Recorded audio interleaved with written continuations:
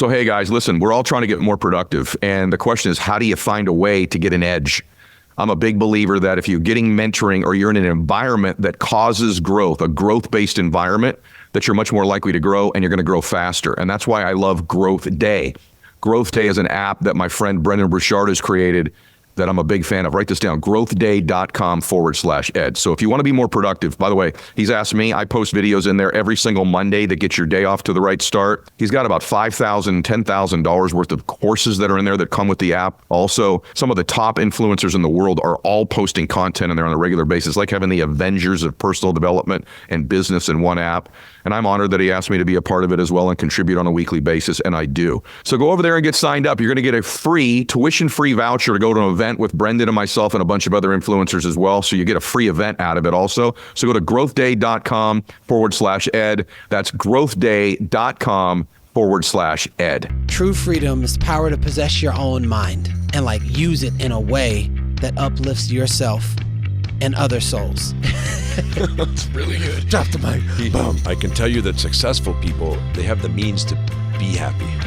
That doesn't make them happy. Your mindset, your life, your way of being, the way you look at life, that makes you happy. I really, really was an empty dreamer when I was a kid, and it was learning to hate that in myself, if I'm completely honest. Yes. Most people just thinking about the fantasy of what they're going to do gives them some partial sense of, oh, I've done it. There's people that compete. They want to just finish.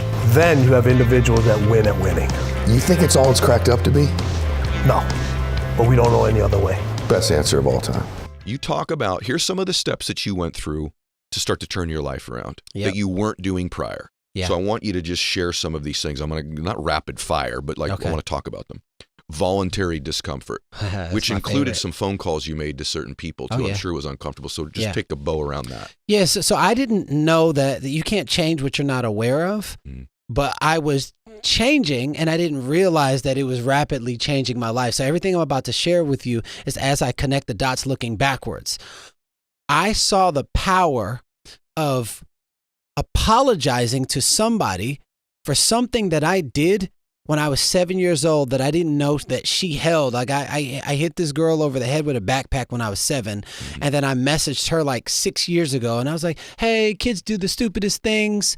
I know you don't remember this, but I just want to say that I'm sorry. She goes, number 1, why did you do that? I'm in tears right now. 2, what about me made you do that? 3, the same thing is happening to my kids and I don't know what to tell them. So it was that moment right there. I was like, oh, people keep things. They remember how you make them feel. Yes. I wrote a list. This is crazy. And I didn't know it was going to turn into as many people from kindergarten up to present date. I wrote a list of 250 names of everyone that I had ever impacted negatively, thought of negatively, not even in the physical, thought negative thoughts. Wow. And anybody who'd ever hurt me with the intention of apologizing for my part and not expecting them, whatever their response was their response, I was clearing myself. I wanted to be truly free because you can't fight for something that you can only give to yourself, which is internal freedom. The person who molested me, people who jumped me, but I held on resentment for 30 years. I was like, I just want to apologize for when we had that fight. I want to apologize for holding resentment towards you for 30 years. They're like, what are you apologizing for? We were the ones who jumped you. And I was like, but I held on to the resentment. That resentment affects me. And so I just want to create the possibility of just having no negativity when I think of you. Jeez. Instantly freedom. So I did that for 250 people up into present date, including forgiving the 2 men, and I don't know where they are in the world, forgiving the 2 men who murdered my father wholeheartedly. Simultaneously, I'm watching all of this business come. I'm like, where are these people coming from? I forgive these 2 people, 2 new people come into my business. I let go of this thing. This new thing, it's almost like this universal order of this magic trick. I do this, and I spoke to my spiritual advisor, Monica Zanz. She said, Garrain, you released hate from your heart. Mm-hmm. These were all little subtleties of hate. Mm-hmm. So any level of resentment, Mm-hmm. and it doesn't matter what they do, Mm-hmm. the forgiveness is freedom, Mm-hmm. and letting go of resentment will complete the cycle. Brother, whoa. Yeah. One of the top things ever said on the show. Ever, ever, ever. Yeah. Out of a bazillion episodes. I'm convinced what that is, by the way, is that you're, when you have negative stored energy in your body, either through holding. We come back to that again. Yeah. When you store it, to your point, either something you've done that you want to apologize for, or forgiving someone else for trauma they've caused you, that energy is blocking you. Yep. And when you release that energy, your vibrational frequency increases tremendously. And that's when you begin to magnetize the things into your life that we've all had those moments. You're like, I was thinking of so-and-so, and then they called me. Yep. That's when you're vibrating at a high frequency. But usually for most people, that is like once a year, deja vu, or some fluke thing. But you know this now that you're on the other side of it. When you do begin to live with this type of intention, when you are a vulnerable person, that frequency increases, and it's just unbelievable. Perhaps all these things were already there, but your reticular activating system was blocking you from seeing, feeling, or hearing them. Or perhaps they weren't there and now you're attracting them. But all I know is they've appeared in my life the last 30 years in ways that are what you would consider to be miraculous, which now has become habitual. Yeah. Right? What was once miraculous is now habitual. And that can happen in everybody's life who takes some of the steps that we're talking about today, putting yourself through voluntary discomfort, doing uncomfortable things. But the apologies, the forgiveness, these are real things. The other thing that you say about vulnerability, and I want people to really hear this, because there's different aspects of what we're going to talk about today that hit different people. Yeah. But you're so right. I said this 20 years ago. I haven't said it since, so I know you didn't get it from me. It's yours. But causing people to feel safe in your presence is one of the great keys of being a leader of anything, is that people can feel safe in your great father, great mother, great brother, great sister, great business person, right? Great coach, great anything. People have a tendency to feel safe in your presence, and you say the pathway to that happening, ironically, is to be what? Man, there's so much. There's so much to that. That's such a loaded question. But when you accept who you really are, And are willing to share it. yeah, and you're willing to share it, Mm-hmm.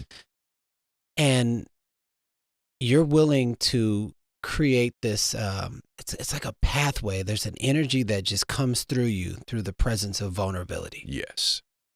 That level of openness, it taps into the voiceless, or it taps into the voiceless part of you that you haven't yet given a voice.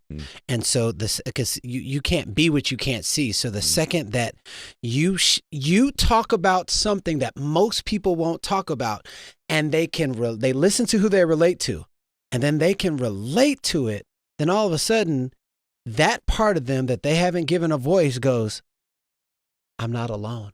Mm. I learned this skill because in the scariest time of my life, where I'm still living in my car, I was still $200,000 in debt. I got tired of living a life trying to put on a mask or pretend to be what everybody else thought I should be. And I say, you know what? And then Rihanna's song, "We Out Here Living a Lie" came on. It's like, out here living a lie. I couldn't get it out of my head. I was like, no more. True freedom is the power to possess your own mind and like use it in a way that uplifts yourself and other souls. Really good. That's really good. Drop the mic. He paused because I about fell out right there. That's really good. Keep going. I went on Facebook, and the post is on Facebook right now. I say, you think you know me? You have no idea. Here's what you know. You know, this, and this. You know, I've dated this person. You know, I was in this music video 15 years ago. You know, this because this is what I told you. But what it really is, right now I'm $200,000 in debt. I'm living in my car. I've cheated on every girlfriend I ever had. I have no relationship with my family. And I just put it all out, the scariest moment in my life. First message I got.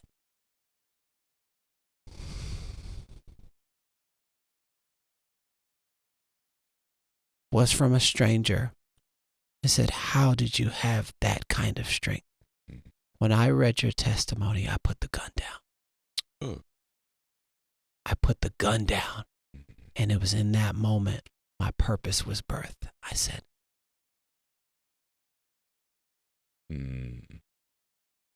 I know why I'm here. Yeah. To speak, to be the voice of the voiceless, or the parts of you that you haven't yet given a voice. And I know there's all those people doing all these other things. But when it comes to that deep, dark, treacherous place that people mask and they try to overcompensate and do all these other things, that's my playground. Yeah. That's so unbelievable. Most people are listening to this on audio, so they didn't just see your face. But like I watched your face when you said that. It's like there was like a spiritual, soulful transformation in those moments. You can see it right now. It's happening again, right? By the way, thank you for listening to the audio and share the podcast today. But I have to tell you, like, it's all over you. Now, by the way, just when you think we're getting real foofy here, you're not so foofy. You're pretty hardcore too when you're frank with people. So there's this piece, and then there's like, hey, bam. And I was watching some of your content the other day, and like, damn, you literally said on something I watched, I don't feel sorry for you if you're broke. I don't feel sorry for people to tell me they have no money. This was interesting to me. From everything we just said, I'm taking you the whole other direction, how I do this. Right? Yeah. I want people to see the whole perspective here. And then you said people that say, hey, I don't feel seen. You said you kind of chuckle and laugh.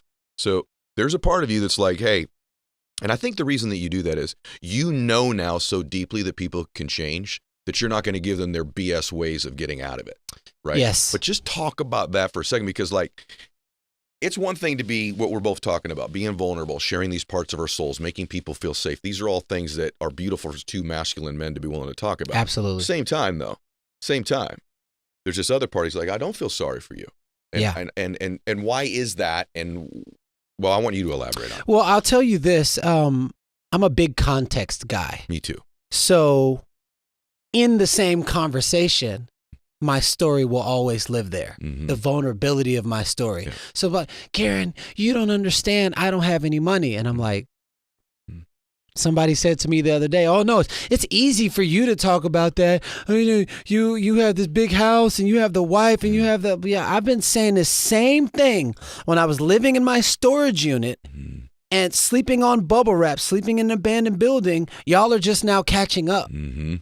You know, like when I was living in my car and you probably had a home, I don't want to assume. By the way, I have a photo of the storage unit right here that he was living in, just so you all know. It's right here. So I have it. Keep going. So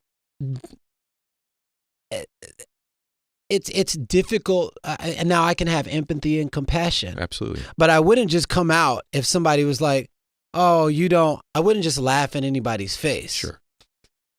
There's always context and my story that goes with it. So if somebody's saying that, and I'll be like, hey, I experienced the same thing. Mm-hmm. And you know what I did when I was living in my car? I went to Starbucks every single day and I wrote down 10 things that I'm good at, 10 things that I absolutely love to do, found a way to weave that. And then I went on Craigslist and I found a way to make money every single day. And then finally something hit and then something else hit. So what you're seeing now is the overflow of what I was doing when I was living in my car. It's almost like God was like, I want to see if you are really serious about what you say you want to do. Mm-hmm. Okay? Pay me no money and I will still do it. And I will do it to excellence. And that's what I did. So therefore, when the money does coming in now, like more money is coming in, I'm like, it doesn't surprise me. It makes sense because I put in the work. Well, the reason you did, though, and this is important, you make a big, you paint this distinction. You didn't try, okay? You did this like your life depended on it. You say there's a big difference between, listen to everybody really close. If you keep trying things, that is the lowest possible commitment level is to try. Now, I'm not saying, in my book, I literally have a chapter called One More Try. So I believe in trying something again. But behind that, there has to be something in you that has already sort of pre-negotiated the price you're going to have to pay so that you're not constantly navigating the price you're paying. Because you talk about trying versus mastery. Yeah. And by the way, I think the money comes in. You're earning the money while you're trying to get good at something. But the money doesn't come in until you've mastered it typically, or at least increase your capacity to do it. Like in business, I earned most of the money I make now when I was broke years ago. It just comes in now, but I earned it back then when I was making an effort with no reciprocity. I was making an effort when nothing was coming in. In fact, I was making an effort as my life went backwards. So it was earned then. I'm just getting paid now. So good. Right? And so good, Ed. So good. It's just true. And that's the hard part of watching successful people, because they behave in a particular way often when they get there. I didn't earn my money now. I earned it back then. And you had to you cannot go from living in a damn storage unit, being incarcerated, blowing through a record deal, having a dad that's murdered, having someone try to murder you in your damn life, right? All these mistakes you've made.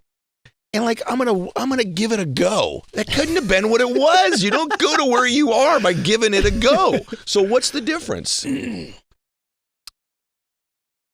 I would say the difference is most people don't realize the value of not giving it a go. So I'm gonna try it a time or two to see if it works. Here's what doesn't work. Everything that you've done up until this point where you felt like it didn't work, and then you kept doing that. So what you did is master it not working. So you're actually in mastery any direction you go. So this is why I teach a lot at my retreats on energy transmutation. Tell us what that means. Yeah. Who I was when I was sleeping around with all those women, breaking into cars and everything, that there's an energy behind it. It's not the action, it's the energy behind it that's driving that level of success. That same person is the same person that messaged 900 producers say, get my song on a record, get my song. And then in 30 days, I had 28 songs. And then 2 months later, I had a record deal with Ludacris. It was the same. I just transmuted the energy in a different direction. So you come into mastery when you're doing something over and over and over and over, like the little kid learning how to walk over and over and over and over and over. And walking is not even our natural state. It's something that we adapt into. So you adapt into mastery in excuses, insecurity, devaluing yourself, devaluing people around you. And if you could see that you're actually a mastery-esque person, you just need to transmute that energy in a direction where it's moving you forward, not keeping you stuck or keeping you back. So all this is a redirection, because you can't see the picture while you're in the frame of what really matters to you.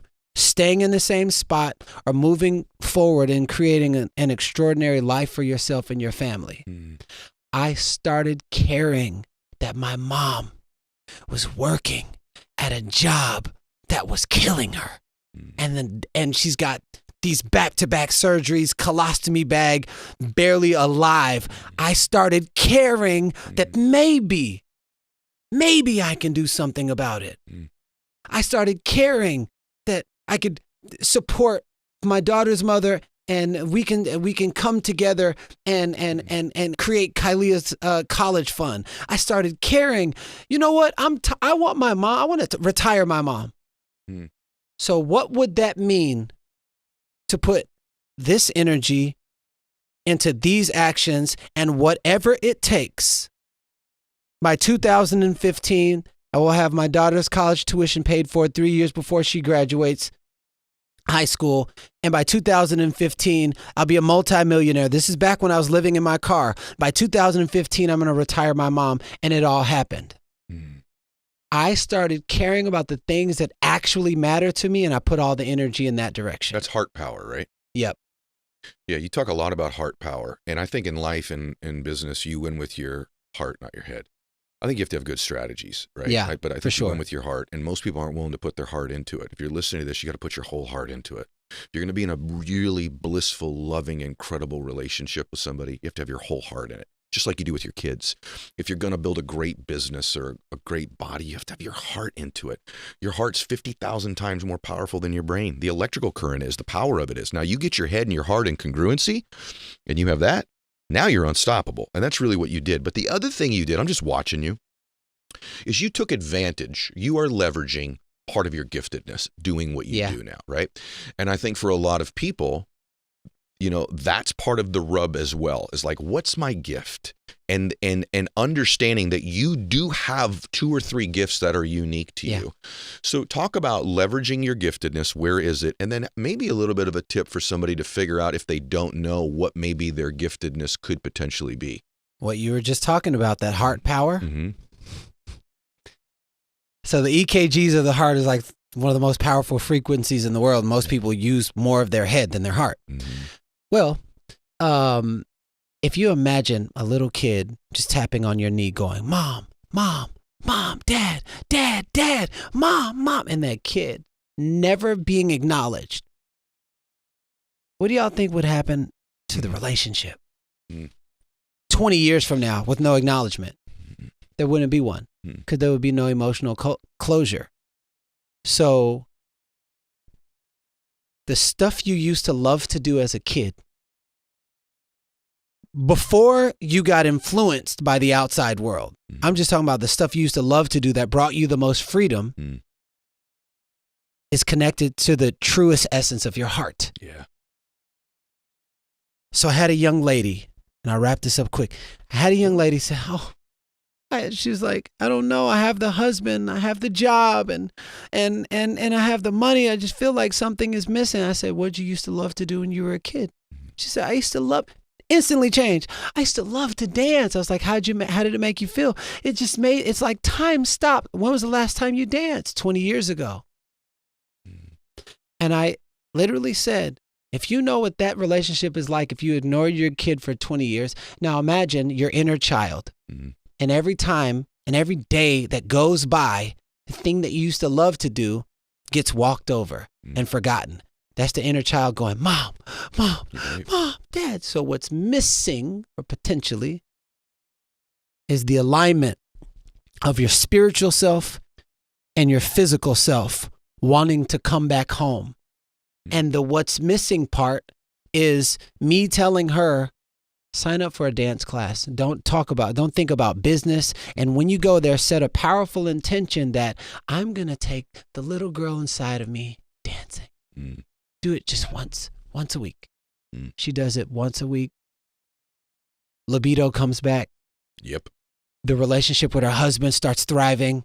Her business, she had quit that one, got another business. She was like, oh my God. It's like, well, the universe becomes plastic according to the thoughts that you give the most power. And who she was being was living from the inside out and not the outside in. Beautiful. So that's so good. That right there, if the entire world could remember at least one thing you did as a kid that brought you the most joy. If you don't remember, ask somebody when you were a little kid, what did I naturally what color, what toy, what this? What did I gravitate towards?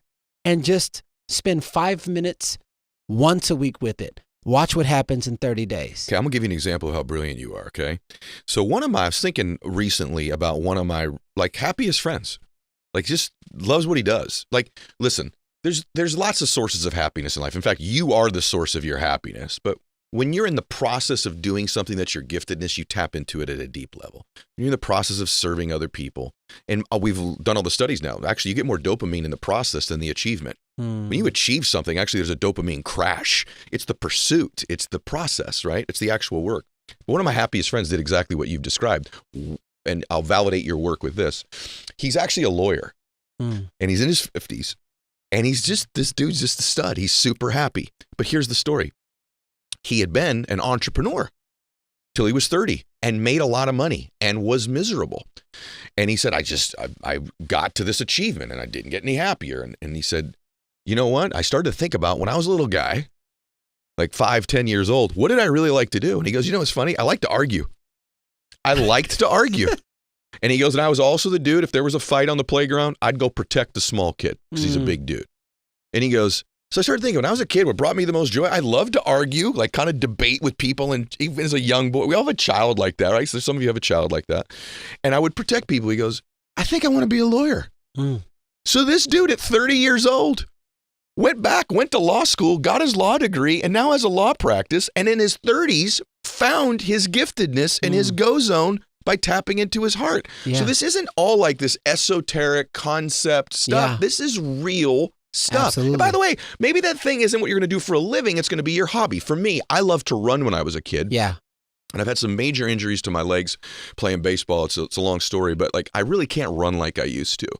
And so I recently, ironically, got into riding horses. And I'm like, what is it that I love so much about being with these horses? It's that I can run again. And they can run faster than me. So it brings me joy. These are all the pathways that when you listen to my show, you guys, and I put brilliant people in front of you and we get into this thing that you and I are doing right now, open your mind up and go around it. You know what I mean? Like think about all the places that there's applications of what we're discussing here. Yeah. Because when you do, you'll understand the genius of his work. By the way, Garrain has a book I didn't mention earlier called Change Your Mindset, Change Your Life, Lessons of Love, Leadership, and Transformation. It's been out for a while. I read it prepping for this. It's outstanding. I feel like there's another book in you, by the way. Oh, no, it's coming. Okay, good. Because I really believe that there's another one. It took me 5 years to write that book because it's called Change Your Mindset, Change Your Life. Every time I kept growing, I kept changing. Yeah. And my boy Preston was like, Garrain, if you don't put that book out right now. So that was a younger version of me. And I've evolved so much since then.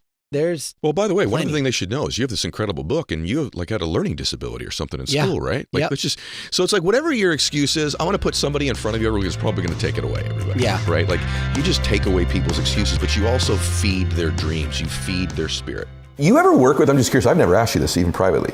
So let's take Kobe and Jordan, the two physically phenomenally gifted dudes, mixed with all the things that you have in the book about winning. Like if you want to think like Kobe Bryant and what Tim Grover did, read the book. Right. If you want to think like MJ and the things that you learned from MJ and then that you took to another level, read the book, right? Did you ever work with a guy, don't say who, I know you wouldn't, but did you ever work with someone as physically gifted as either one of the two of them that just lacked these things and so as a result we don't know who they are? Numerous. Really? As physically gifted? Even more. Wow. Even more. They were by far not my most physically gifted athletes. I work with athletes that were jumped higher than MJ, who ran faster, who had better footwork than Kobe, but Michael Jordan and Kobe Bryant were not the two most physically gifted athletes you've worked with. No. Whoa, okay. And then so when you would work with these guys and you'd be pushing them in training, there was a different resistance or fatigue, or how was it different? You know what, Ed, how many times have you had people come up to you and says, I'll do anything to get where you're at. Right, all the time. Or I'll do anything to work for you until you tell them what your definition of anything is. Your definition of anything is different than my definition of anything. I'll have an athlete, it's very simple. When I first start with them, when I was training numerous, said, what time's the first workout? I'd say 3:30. I'll be like, okay. It's 3:30 a.m. a.m. I wouldn't tell them a.m. or p.m. I'd tell them 3:30. Okay.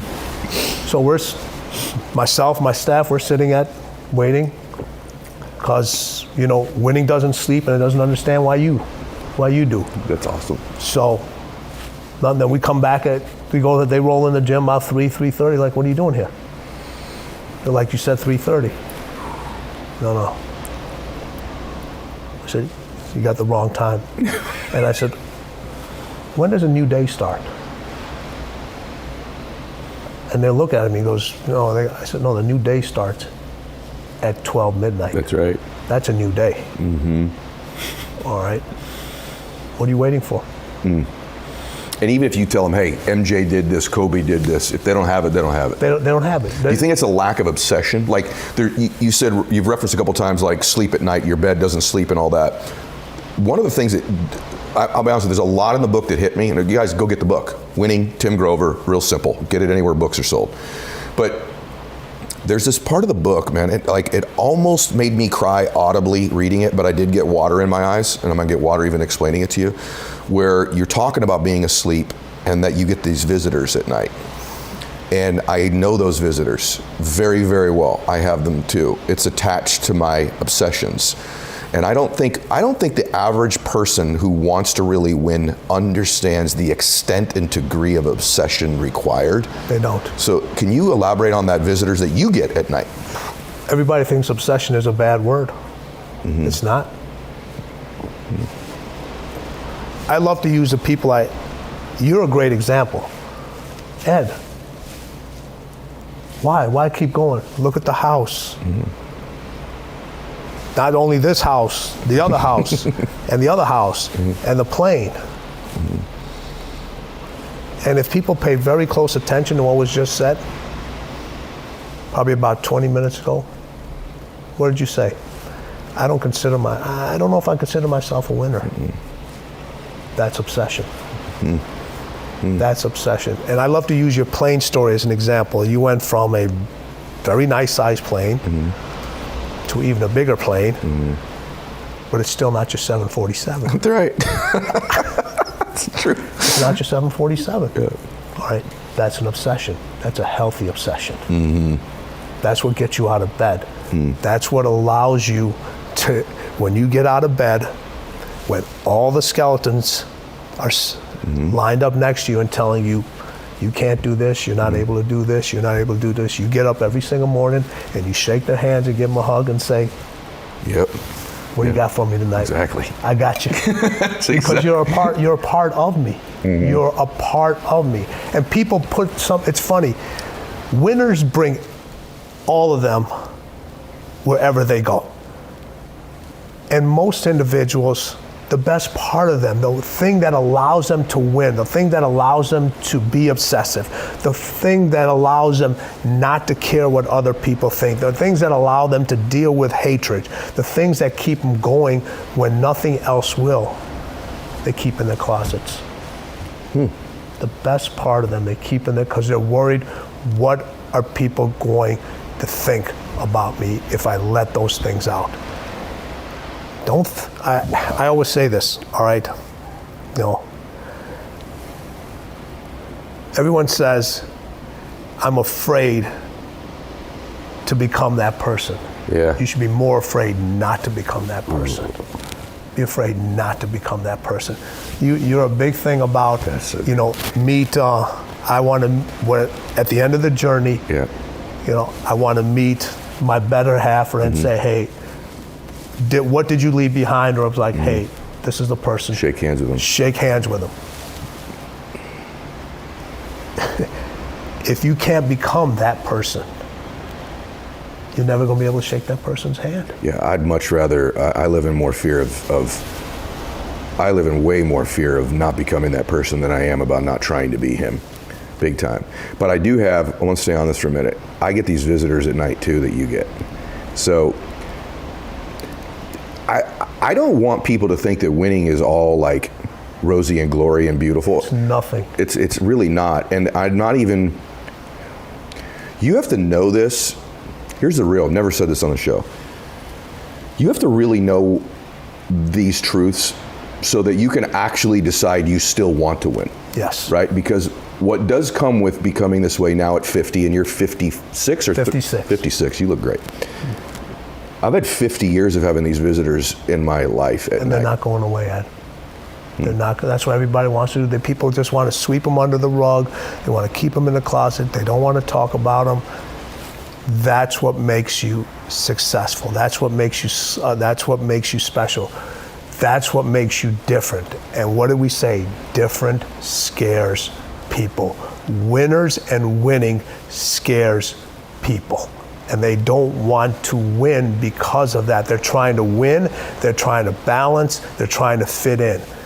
What do winners do? Very few of them have balance in their life. Maybe after they become successful, they try to balance a little bit more. All right.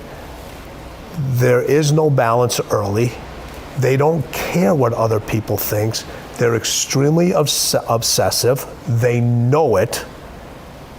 And they don't mind telling you that they're chasing the next win because that's what fuels them. But when people come to you and say, you've had enough, why? Slow down, unwind. I don't know about you.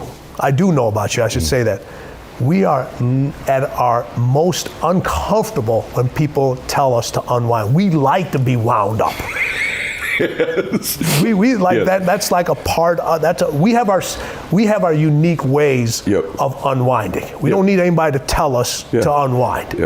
My favorite way of unwinding is having some tequila with a buddy of mine who's another winner and talking about doing more winning. Right. I was on Andy's show and I said, winning is more fun than fun is fun. I remember that. And I just really believe that. Like, it's actually what I like. Like, I like the pursuit of winning. I like I like that I sincerely don't feel that way about myself because I'm scared if I did. Like, I'm scared of these visitors that I have are my fears, my worries, my hopes, my thoughts, my skeletons.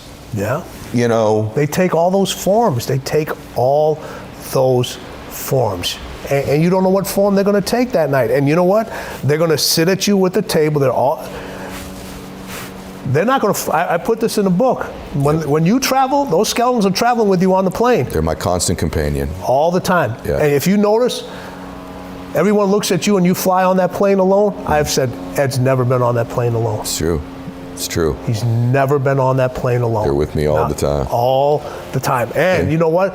When they look at his tequila bottles on the thing and they're finished, that's because they're drinking the best stuff also. That's true. I wonder who's drinking all that stuff, man. Stuff gets expensive. I just love this because this is the realest conversation I've ever had about winning, and it's the realest book about it. Like it's, this isn't one of these Pollyanna things like, it's not all rosy. No, there's a lot of it that sucks. And like, unless you want to sign up, and by the way, I don't know if I'm actually cool if you don't. Like, if you actually said, hey, I don't want all that stuff. I don't relate to you. I'm not going to hang out with you. You're not my kind of people. But I'd actually admire somebody who says, I won't do these things that are in this book, and I know I'm not going to win. Rather than say, I want to win and do none of the things that are in the book. The people that can admit it, they've already won. The people that said, this ain't for me. This ain't for me. They know exactly who they are. I'm good. I'm good. Most people will settle for good. Most people will settle for okay. All right. Very few people will settle for great. Very few people will settle for unstoppable. Very few people will settle for winning. I break things down 3 different ways. So look at this. And I didn't even put this in a book, but I want to share this with you. Okay. You have individuals that compete.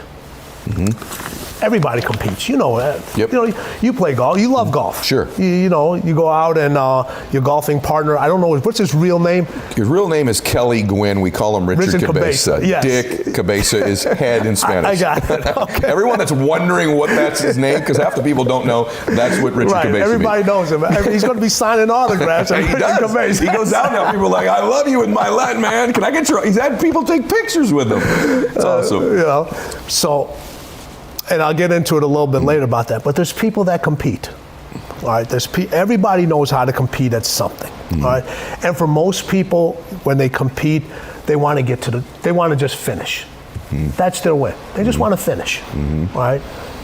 Now, to me, if you're that level person, is that finish going to lead to another win? It might not be. It might be in something else. If you're going to run a marathon, all right, and you're not one of these top elite marathon runners, you're not going to win the marathon. Right. You're not going to win. But you have a mindset to say, hey, I'm going to finish this marathon. Now, is that when you finish that marathon, what else is it setting you up for? But there's people that go in there, they're just happy. They're just happy competing. They're just happy finishing. They're just happy to be in the race. Then you have people that win, right? Once. They win once. Yeah. And how many individuals do you know, and you probably don't, well, I shouldn't say this. I said you know, not associate with. There's a big difference. That keep telling you about that win over and over again, no matter how long it's been. Gosh. Factoid. All right. I got it, man. All right. You were quarterback in high school. Yes. I got it. Yes. You got your master's. Yes, I got it. I got it. All right. Then you have individuals that win at winning. Oh, that's really good. They win at winning. So they win over and over and over again. You think it's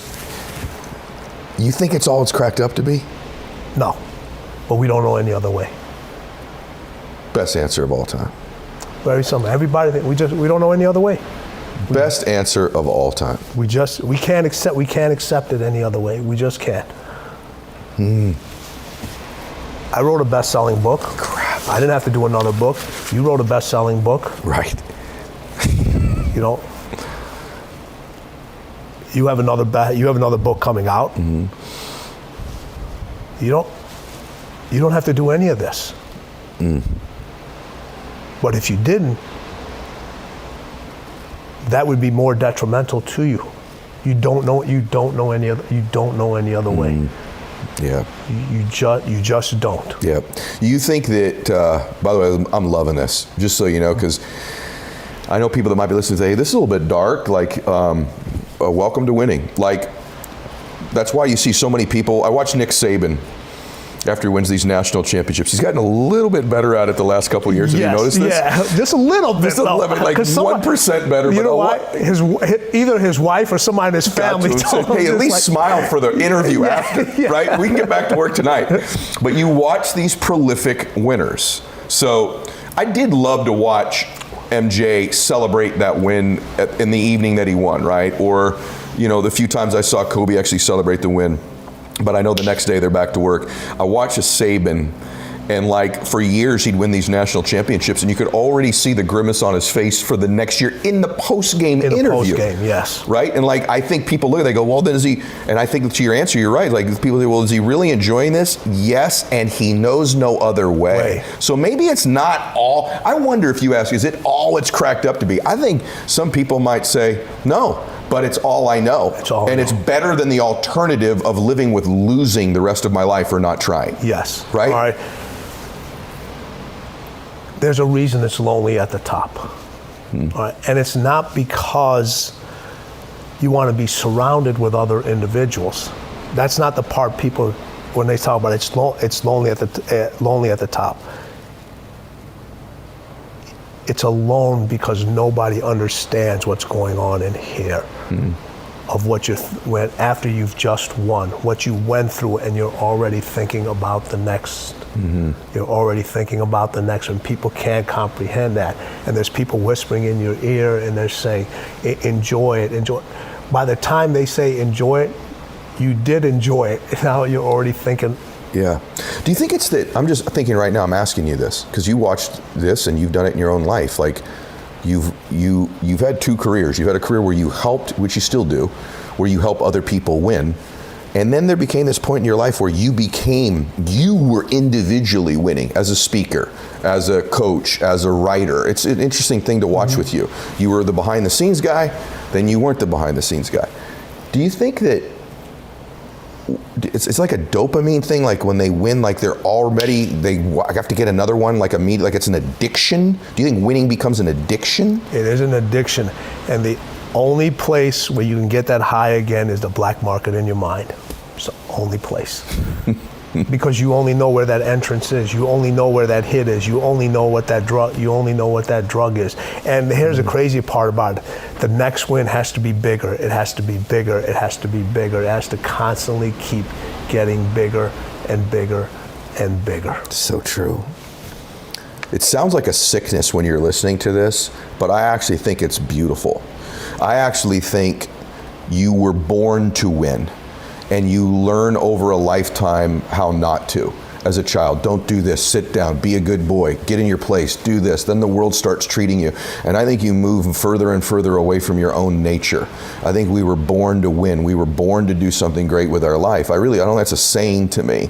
And I feel a sadness when I meet somebody who's accepted a life of not winning. By the way, I'm cool with it. It's okay. I'm not judging you.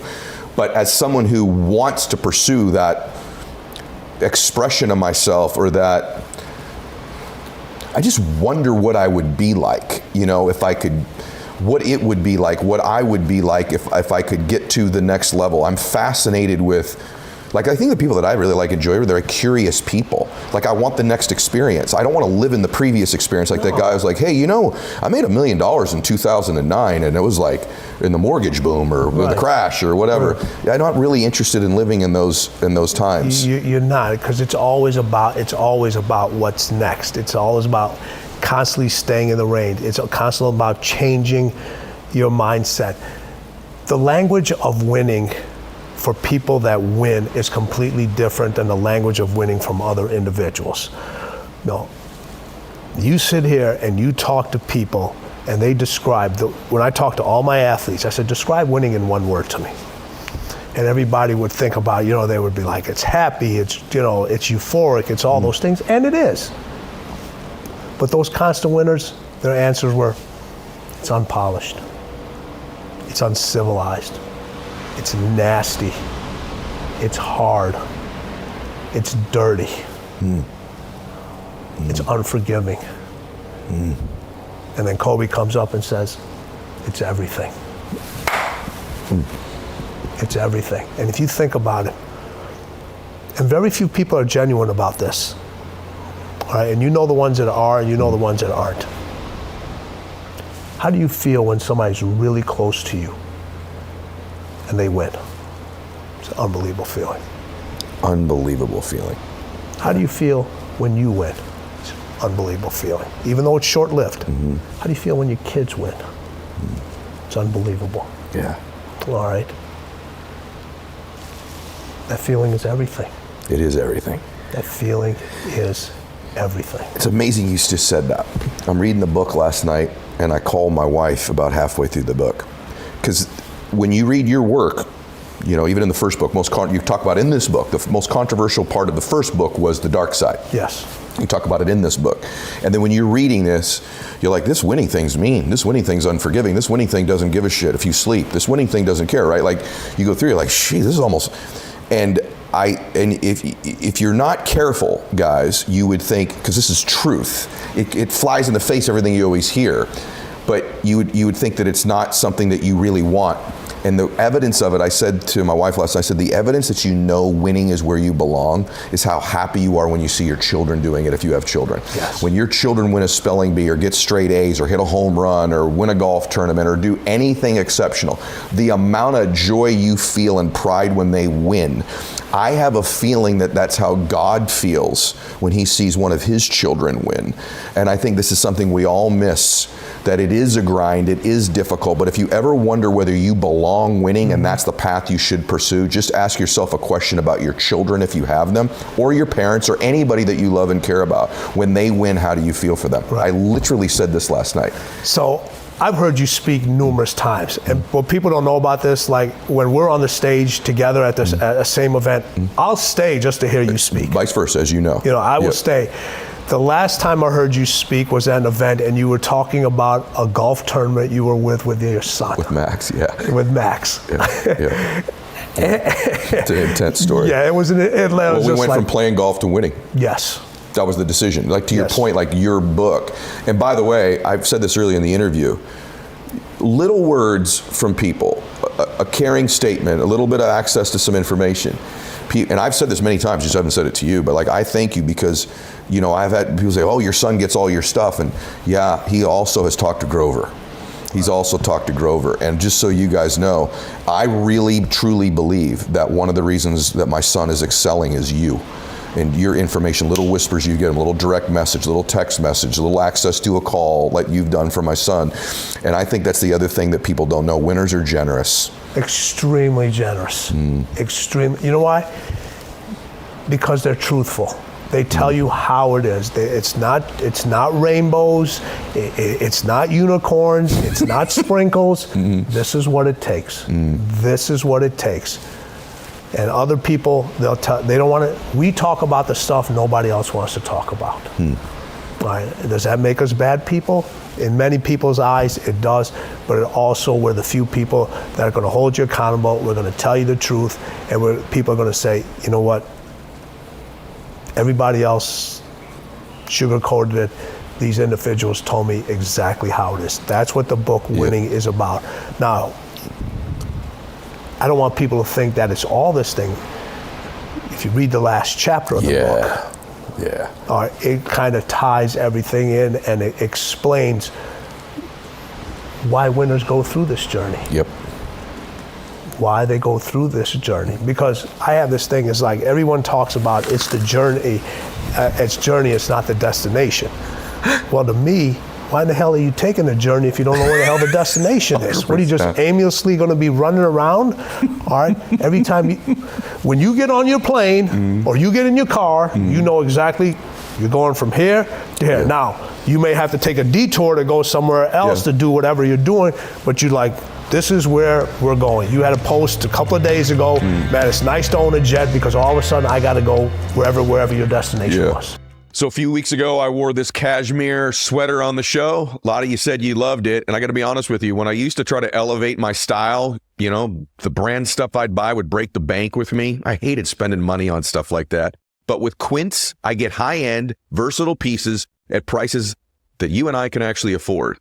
Now you can upgrade your lifestyle without spending all your money to do it and paying huge price tags. Quince has all the must-haves like Mongolian cashmere crew neck sweaters from $50, iconic 100% leather jackets, and versatile flow knit activewear. The best part of all Quince items are priced 50 to 80% less than similar brands. Indulge in affordable luxury. Go to quince.com/ed for free shipping on your order and 365-day returns. That's QUINCE.com/ed to get free shipping and 365-day returns.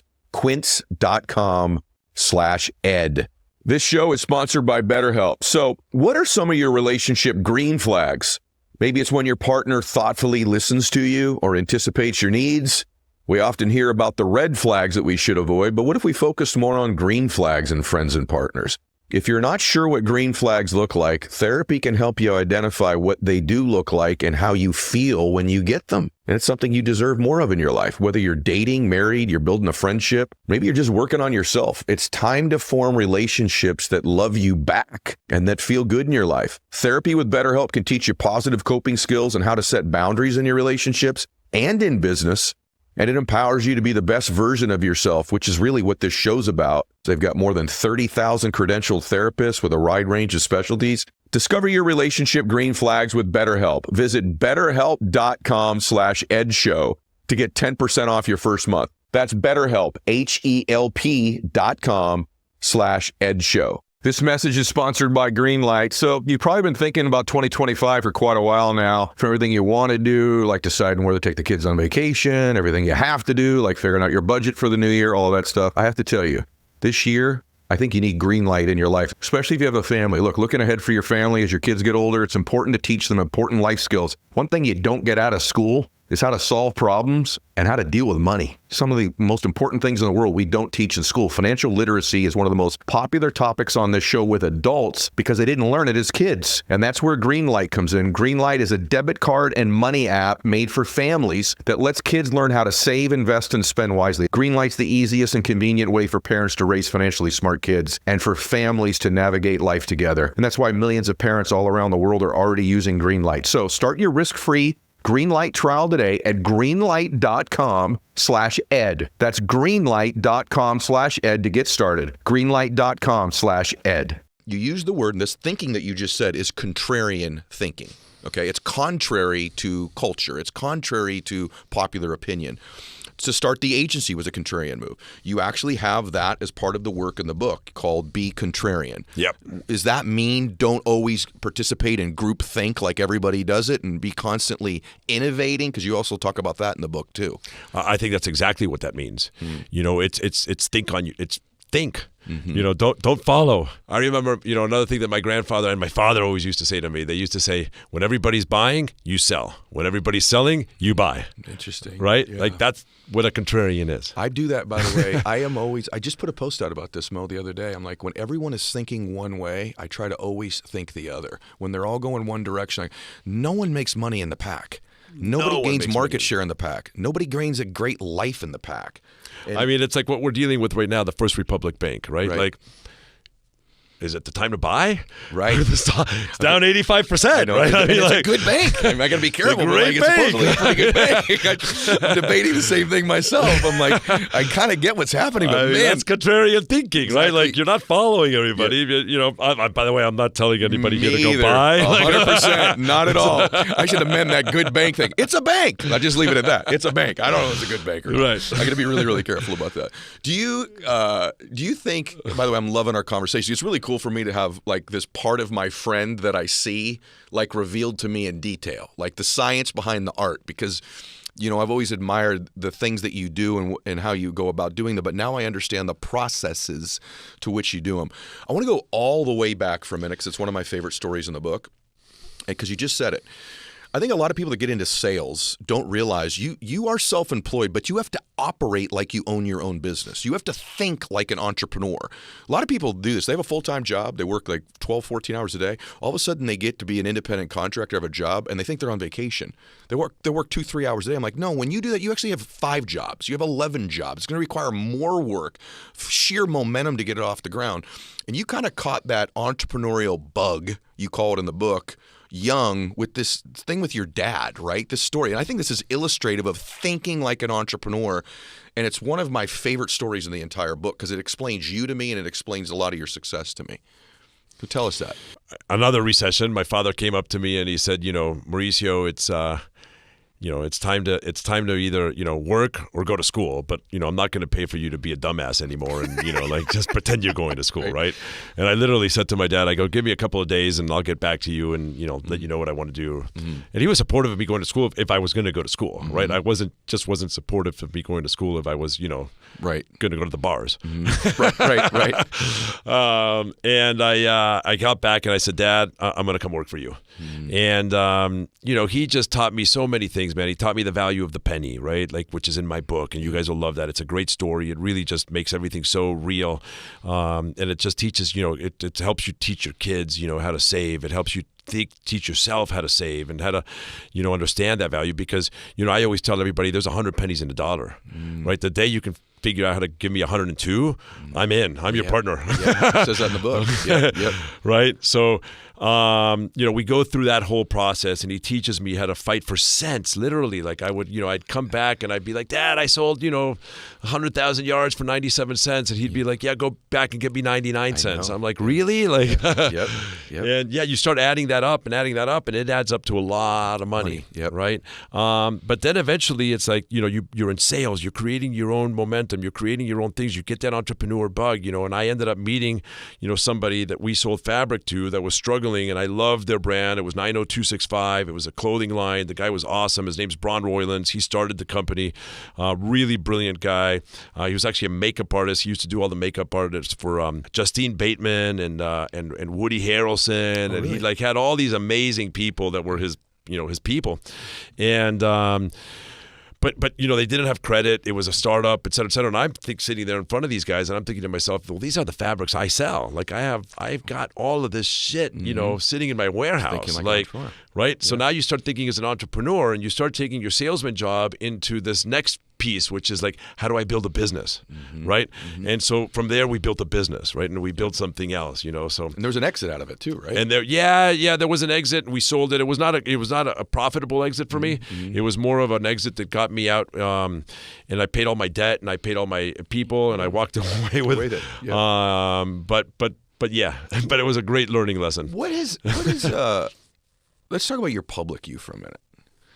What has that been like for you to go from a guy who's, a guy working every single day to now there's this unprecedented notoriety in your life, right? Like Kyle's the most well-known housewife, I think is probably to say on the, I would say by far, and the most well-known franchise.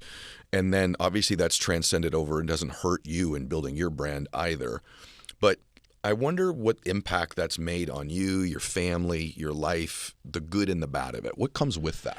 There's both. There's tremendous sacrifices that are made. What? And there's obviously the good, right? The sacrifices are, is it nice to be able to go in and call and get a reservation at, a restaurant that most people can't, get a reservation? Yeah, it's great. Mm-hmm. But now you walk in and, there's also 1,000 cameras on you, right? Yeah. And you're in the public eye, and people are, talking about you and making stuff up about you and all kinds of different, things, It's like, having, to me, that was definitely a sacrifice I made. That the privacy of life, the being, just being private, being, and I don't know how else to say it. It's like literally just being private. Yeah, right. I know what you mean.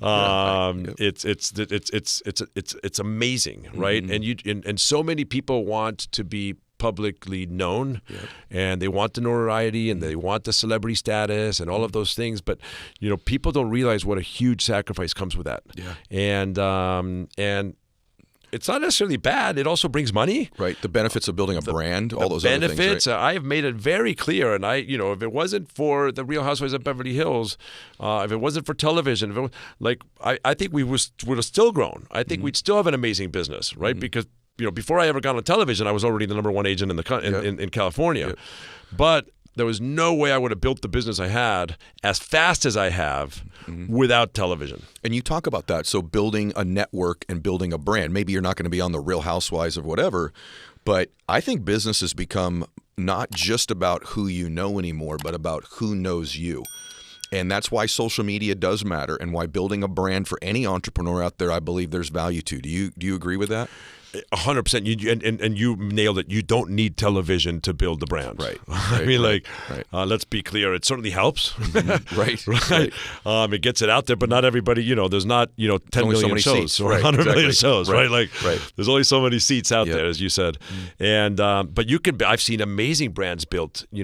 By with other methodologies. Yeah, but by building social media, by building referral bases, but you talk about that and having a network, because you also say in the book, and I just think this is brilliant stuff. This is just stuff people don't do in friendships. Like one thing I try to do even with you or other friends of mine, just time to time, I just go, hey man, I'm thinking about you. I love you. You okay? You need anything, right? And there's a principle of this in the book for business too. I want you to stay on this point, which is to stay in touch, because most people in sales or in their career think that they're building for just this year. They don't think that they're building a company. So you're planting seeds often right now that you won't even harvest to get a client or a referral 3, 4, 5 years from now. So talk about that. 100%. And it's so important. I have approximately 2,000 salespeople that work for me right now. And I get to see the way they act all the time, right? Mm-hmm. You see the guy that makes the $5 million sale, they make $100,000, and, they're off to Cabo. Yes. Boom, yes. right? Yes. Dang it, yes. Bye. Yes. Where are you going? I'm off to Cabo. Yep. I'm like, dude, you finally made some money. Okay? Keep the momentum going. Get it going on. Right. And then it's I'll use me, right, as a real concrete situation. I sell the Playboy Mansion. Mm-hmm. $100 million deal. Gosh. Right? Multi-million-dollar commission. Yep. I'm in the next day in the office. Yes. And 5 people come up to me, 5 of my salesmen come up to me. They're like, congratulations, but what are you doing here? Right. And I'm just thinking to myself, well, where else would I be? I mean, they're like, well, why aren't you on vacation? I'm like, because this deal ended. What's next? I can't re-bring this deal back, right? It's gone. It's not going to. So what am I tomorrow? What am I 3 months from now? What am I 7 months from now? Right? Yes. And as soon as that ends, it ends. Yes. Right? Yes. And that's what people don't understand. So when you're planting those seeds, when you're staying in touch, you're staying in touch for the future. Yes. For the next thing. Yes. Right? Why is it that people don't get this? It's unbelievable it's to me. It's the big separator. Now we're going into it, guys. This is a big old separator. Here's what I think happens. You actually say it in the book. That's why, I told you said, did you get my book? I said, dude, I read it this weekend. I read your entire book in 2 days. And I know you. So I know a lot of the stories in the book, right? But it's this good. So I'm like, yes, damn it, scream this. And one of the things you say is don't believe your press clippings. Don't believe the hype about you. Here's what happens to most people. They get a little bit of success and then they start believing the crap about them. Oh, I can do this whenever I want, or this is, this is probably because I don't think you do it the way I do it, but I play a little scared. I don't, you're so confident, I don't think you have, but it's similar. And I play a little scared. When I get a good deal or something good's happened, I've had an exit or, this show's doing really well. I'm like, okay, I got to do something to keep it going or do it better. I don't go, yay, I'm the greatest podcast host in the world. It'll just grow on its own now. Yeah. But that's what you must see your salespeople all the time. They believe the hype or even recognition. I was at your event. I was the speaker at your event. The best thing you do in your culture is how much you love on your people and they have a good time and you recognize them. I do that really well in my companies too. It's a double-edged sword sometimes though. Because one, you're saying you're amazing, you're great. And a lot of people are like, yeah, I sure am. I'm going to celebrate. And they live off last year's production or award for the next 2 years. And they wake up, they're like, wow, I can't get a deal done. I lost my mojo. Because they believe the hype. Yep. The seeds you plant today are for tomorrow, not for today, right? Mm-hmm. And it's you're so right, Ed. And one of the things that I just keep thinking about is, you and I are so similar in different ways. Yeah. Right? Yep. Similar and different. Yep. But, when you and I, when you invited me to play the member guest at, the Madison, and you and I are just these competitive son of a guns, right? Like, We didn't win, by the way. we didn't win. That damn ball, that last putt just hit the pin. Cup. Dang it. I'm still pissed. Anyway. But it was and then golf is a game of life. We always talk about it, right? But you and I are in there, and we're like, when I'm hitting a bad shot, like you're making me feel like it's okay to hit the bad shot, and when you're hitting, and when you're not, super on, I'm making you feel like, and I'm pumping you up because I know how good you're going to hit that next shot, and you're pumping me up because you know how that could, and it's that whole thing, right? Yep. That's what we have to do with our people. Yes, exactly. Right? And that is the life that we have to create. Are you good at for that? others. Like making people feel good about themselves, making them feel that you believe in them, you pour belief into them? I think I'm pretty good at that. I think that's one of those things that we can always be better and can always continue to work on because, it goes back to time and it goes back to the balance of time. Like I could be great at it, but if I don't have time and I don't put the effort, I suck. Yeah, Right. The other thing you're good at doing is, by the way, guys, we're covering a lot of stuff in a short window here. I'm loving this conversation. But the other thing you do is you have surrounded yourself with people who are good at the stuff you aren't good at doing. One of the most important things to do. Yeah, so talk about that a little bit because I don't think a lot of entrepreneurs do it. They're like, I'm going to do everything. They micromanage every single little thing, or they deplete their energy doing stuff they're not really that good at and don't have a proclivity for, and then they don't have the energy and juice to go do the things that really move the needle in their business. You are really good at moving the needle in your business because you don't deplete your energy most of the time doing stuff you're not good at or don't enjoy. I think one of the most important traits that a person can have, a business person, a person in anything, is being able to really self-analyze Yes. your strengths and weaknesses, and not trick yourself that you have strengths where you have weaknesses, and not because most people they trick themselves. I think that's one of the biggest mistakes I see in people is that they trick themselves. They think they're good. They pretend they're good at something, or they think they're good at something that they kind of suck at. Yes. Okay, and being able to be self-analytical and understand your weaknesses is probably the most important thing because then you can hire to your weaknesses. Yes. Right, and I hire to my weaknesses, and I also hire what I think is amazing brains that don't necessarily think like me. I don't need another human being next to me that thinks exactly the way I think so that we could be all day long, hey, bud, are we great? We're the best. Yeah, let's do it red. Yeah, red. Right? I need somebody like, no, I want blue. Like, that's not red. And why? Right? Now I need the brain. Why do you want blue? Okay, now I might be the boss. I might end up picking red, but I want to hear every damn reason you want blue. Okay, and then it's up to me whether I pick it or not. Right, but I want to hear it. This is two things we have in common. If I was to say there's a trait that you and I really, really share in common that we do well. By the way, we both have things we don't do very well. But what we do, like that, golf sometimes. But actually, what we both do well is we ended up in our lives becoming self-aware enough to know the things we were good at. And we've spent most of our business lives and personal lives playing to those strengths that's why we're relatively young men that have had some real success because I haven't wasted a bunch of time trying to get really good at things I'm just not good at doing. And the other thing that we have in common, you're really good at that, Mo. The other thing we have in common is that I don't have to be right all the time. If someone is smarter than me in a meeting or a decision, I will defer. My ego can get too big, I'm sure, but it's not too big. Doing it right is better than it being my idea in business all the time. And I think you're really, really good at that too. And by the way, not being right all the time is potentially even more important in your relationships. How do you mean? Boyfriend, wife, girlfriend. You don't. I see so many friends of mine. And they fight with their wives, they fight with their husbands, they fight with their boyfriend, girlfriend, and they're really fighting just because they need to be right, right?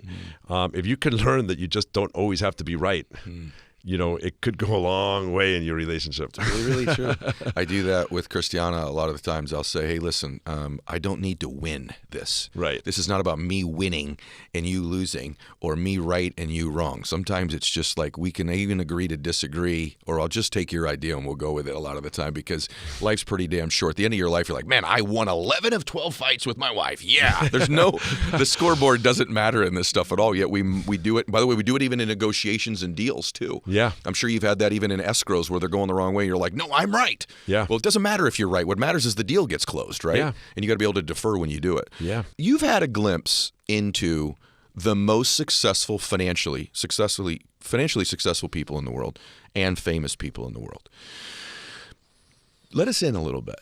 Tell us whether or not those people are any happier than, like, say, your mom and dad when you were growing up, or people that you and I both know that don't have financial means or success. Do you see any correlation in are they happier, less happy, more stress, less stress? That is a great question, and it's there's no straight up answer to that. Mm-hmm. Everybody's different. Mm-hmm. I can tell you that successful people have an easier time. They have the means to be happy. Mm-hmm. That doesn't make them happy. Okay, right? Your mindset, your life, your way of being, the way you look at life, that makes you happy, right? Mm-hmm. But having the money and having success and having, a beautiful house and ability to jump your plane, all of that stuff, it makes it probably a little easier to set your mindset up, right? You also probably have the ability, if you have money, to have coaches that can coach you in mindset. Exactly. They have the ability to have, to hire, people to help you, right? Mm-hmm. Where if you don't have that, it doesn't make you unhappy. Mm-hmm. But you just have less means to you have to work harder yourself. Yeah. By the same token, you have less distractions. So there are a lot of people that can, love to go, and by the way, what does that money mean, right? Like, to somebody with, a $350,000 job, right? Like, that could be, that's money, right? Sure. They don't need to have $10 million, okay? Yep. They can live great on that, have a simple life, have a nice, and be super happy, surf every morning. Yep. Right? You and I have friends that are doing just that. Yep. And they're super duper happy, right? So to me, suffering is hard. Yeah. Right? Yeah. Having a job, you could be happy at any stage. But you can be unhappy at any stage. I have seen some really miserable billionaires, really miserable billionaires, that have absolutely everything and have absolutely nothing going on in their life. Mm-hmm. Okay? Yeah.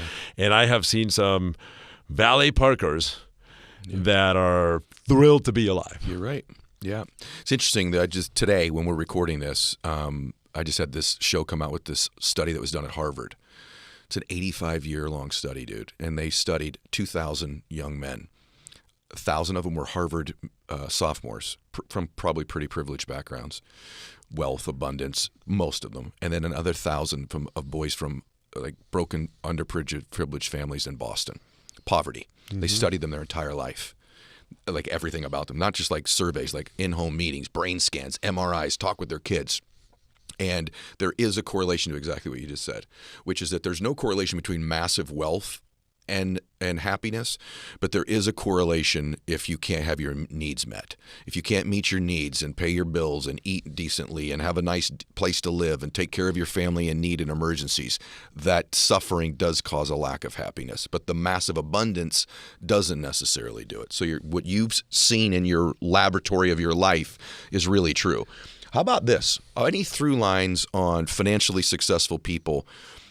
Because it's really hard for me. I'll meet somebody that's like, man, what does that guy have in common with that lady who's also wealthy? And I've had a hard time like taking away, like, what do they have in common? I think what I've seen is there's a level of confidence in their chosen craft that might separate them. But has there been a difference that you've observed in financially abundant people, a through line with them in personality traits or behaviors they have that help them generate that wealth as opposed to those that don't? 100%. And let's throw away the Lucky Sperm Club, right? Let's throw away the inheritance money, right? and let's just talk about the wealthy, people that have self-made. Okay. Right. To me, there's a couple of characteristic traits that are there, that make them, that are core traits. Competitive. Yes. Needing to win. Right. Like that to me is a great trait that is a common trait amongst people. There's one trait that I've seen a lot of wealthy, successful people that I happen to think is a bad trait. Okay. Greed. Yeah. Okay. Yeah. And let's just start with those two, right? There's a lot of greedy, wealthy people out there, and they're greedy because they need a lot of money, and they just want money, and they want money, and they want money. They keep bringing it in, right? But their decisions that they make in life are made from greed, and therefore, the people that work for greedy people are generally not as happy as people that work for competitive people. Really true. Man, very true. Right? Yeah. It could be a huge company. They could be kicking some ass. They could be making all the money in the world, but all their employees have a terrible culture. They have a terrible, they hate it, right? Like they're making money, but they're not happy people. You're right? Or you can work at a company where the culture is amazing, and you're the head guys. So to me, those are two traits that and the other trait that makes that seems to be a common trait, and you said it, and you said it, and I have it, is fear. You do have it too. I definitely have it. Okay. I meant to go back to that. Okay. That fear is a very common trait. The fear of having a house over your head. Yeah. The fear of being able to provide for your family and your kids. The fear of putting food on the table the next day. The fear, all of that, right? And particularly if you've had it and lost it. Yes. Right. You've had the bankruptcy, you've had the whole thing, and then you rebuild again, and then it's like, and when you're an entrepreneur, you put everything at risk, because that's what an entrepreneur does, right? And so there's the ups and there's downs and there's that, but that's the commonality that just continues to bring you back, right? And then hopefully keeping it. Okay, that surprises me about you, because I'm a very fear-driven person. I've leveraged fear all of my life. I mean, I think the way I got wealthy was I don't even know that I wanted to be wealthy. I think I was afraid of being poor. Yeah. And then even at this stage, I still leverage fear on myself pretty regularly.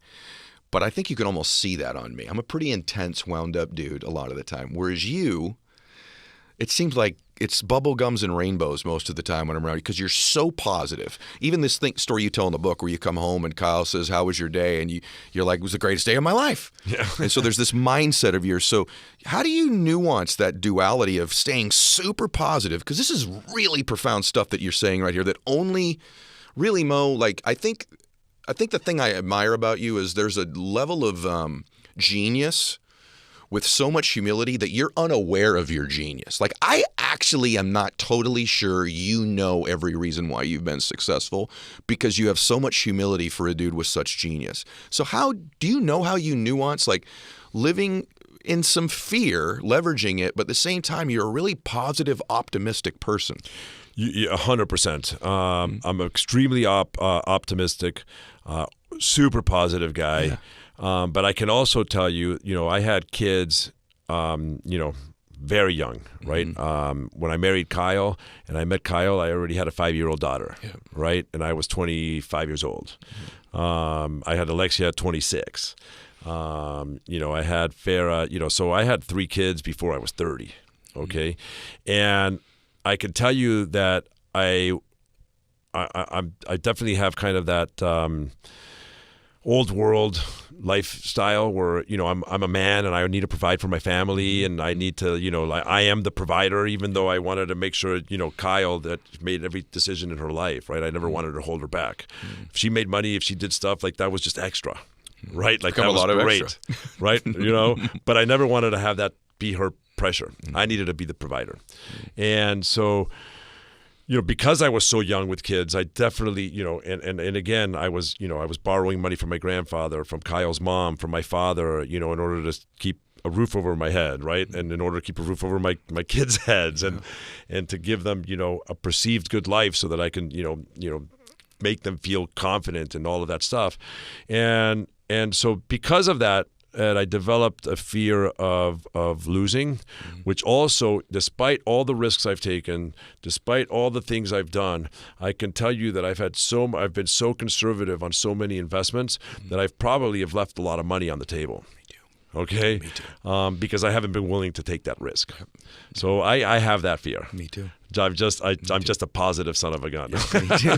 No, by the way, me too. By the way, I think sometimes guys like us are the ones that remain wealthy though when they get there, and I have that risk aversion too. It's so interesting how similar we are on this stuff. Now you said a good life. We don't have that much more time. One of my favorite conversations ever is today, because I get to see this side of you that I know, but it's being revealed, and then the rest of the world figures out, oh, that's how this dude did this. That's how I could do it. And success leaves clues. And Mo wrote a lot of the clues in this book of how to become successful. Were you like this young? So I know you didn't have the best SAT scores in the world, but I've been around you enough now.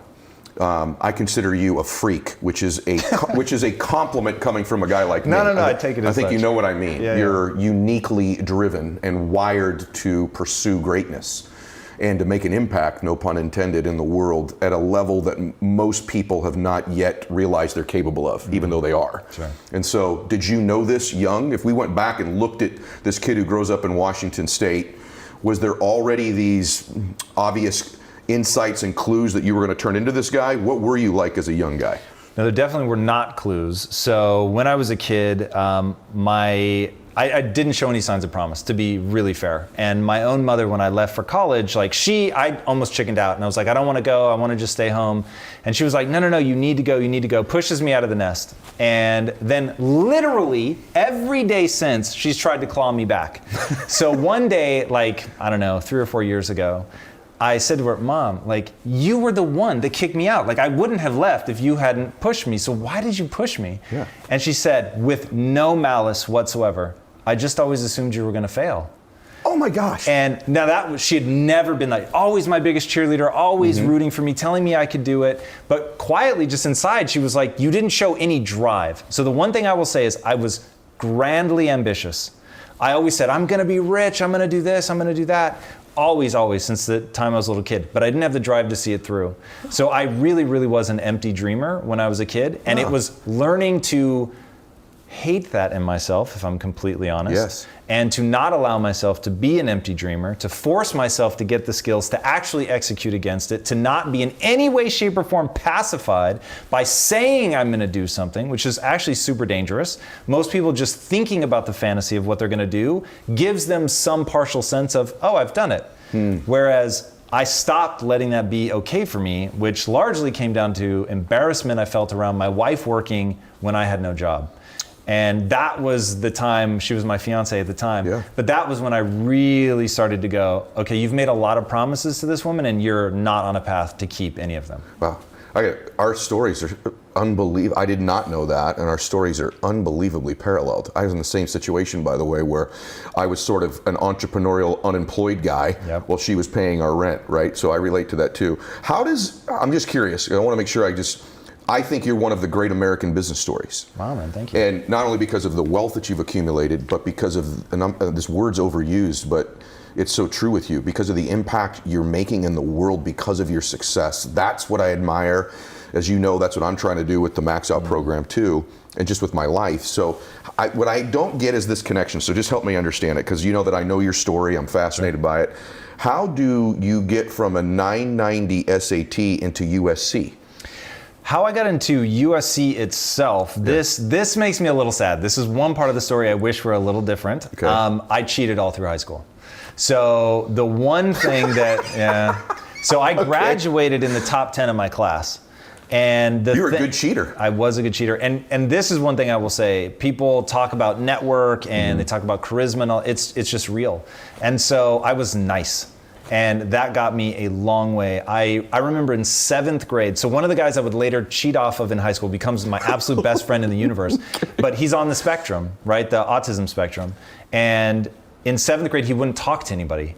And so I turned around one day and I was very outgoing at that time in my life, which I consider myself now just a dyed-in-the-wool introvert. But at that time, the role in the family that I played was the jokester. So I was used to getting laughs and getting my self-esteem from my ability to make people laugh. So I turn around to him in 7th grade, I point at him, and I'm like, my mission in this class is to get you to talk. And so inside he was thinking, oh my God, somebody actually cares. Yeah. And so then it became like, we just started attracting to each other, and he is still to this day probably the smartest person I've ever met. Wow. And so it just became this sort of unlikely pairing. But to give you an idea of like how weird this kid was, and we're still close to this day, so he talks of himself like this. My mom said if he doesn't start acknowledging me when I say hello to him, he's not allowed to come over anymore. She would literally say straight up to his face, hi, and he would say nothing. It was super weird.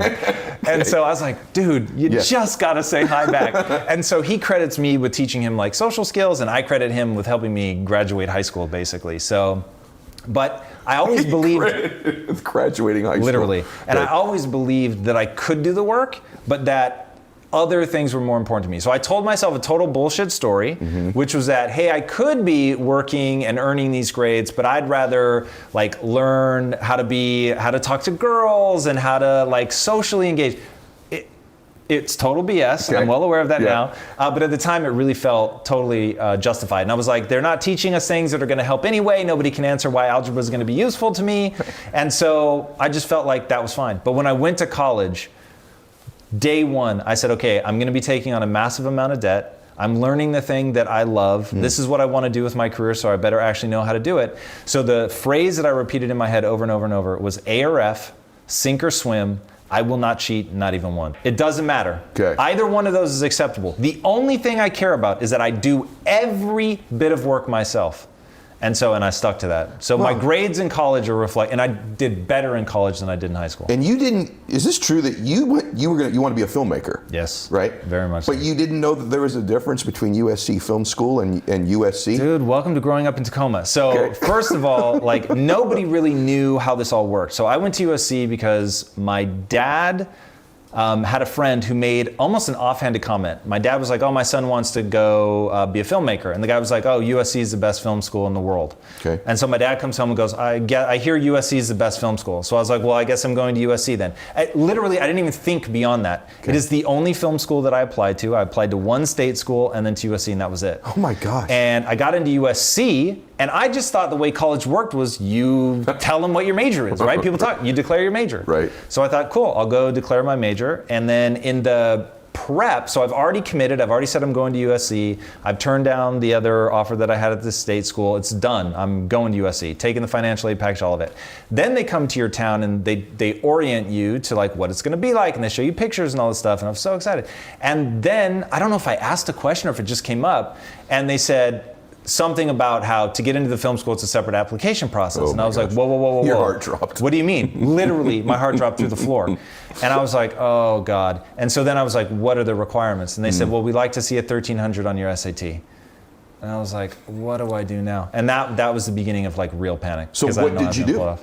So I go to USC and I'm like, somehow I'm gonna figure this out.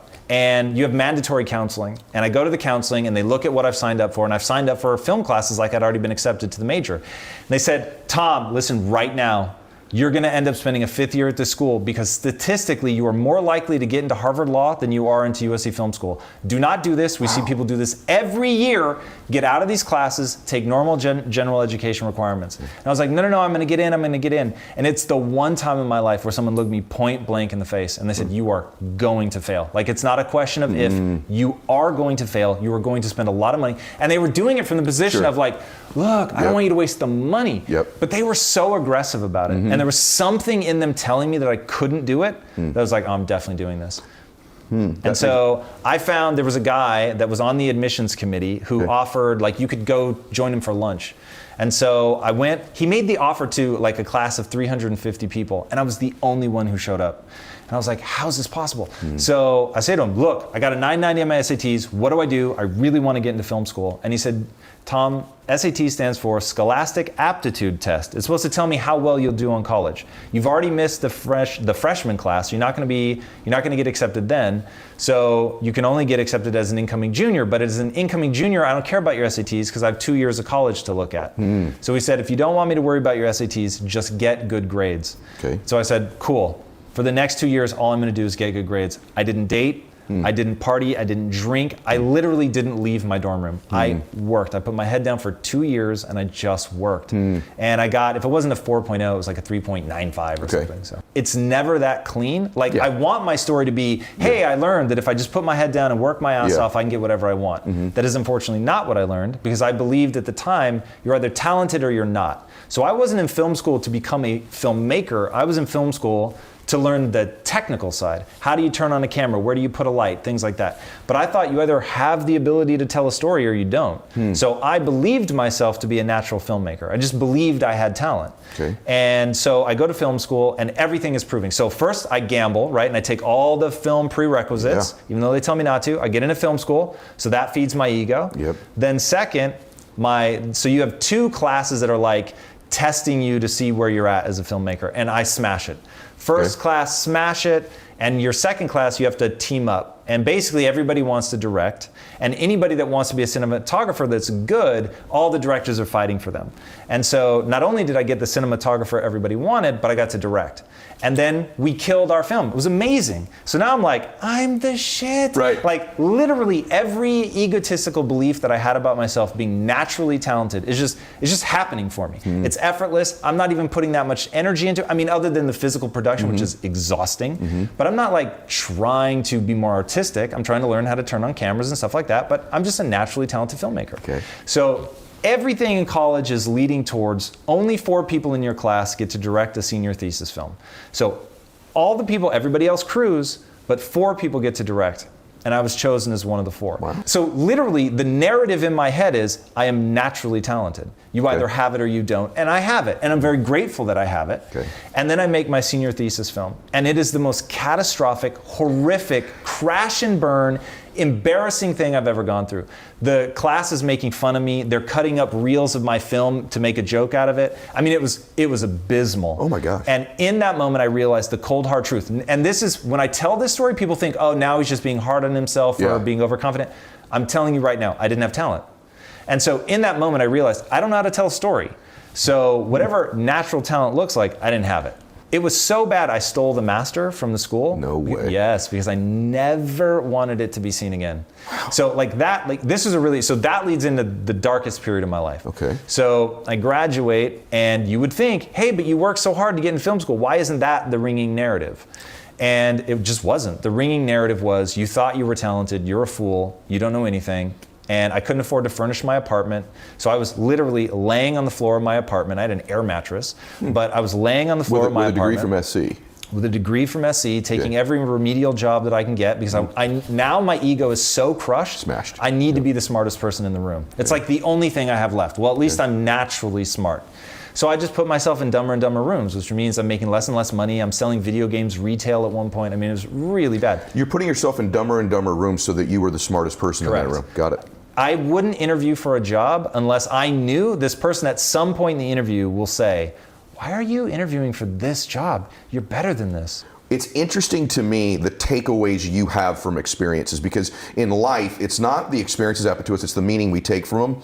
And it's interesting to me that even you getting into film school, even your takeaways are deeply unique and very self-aware.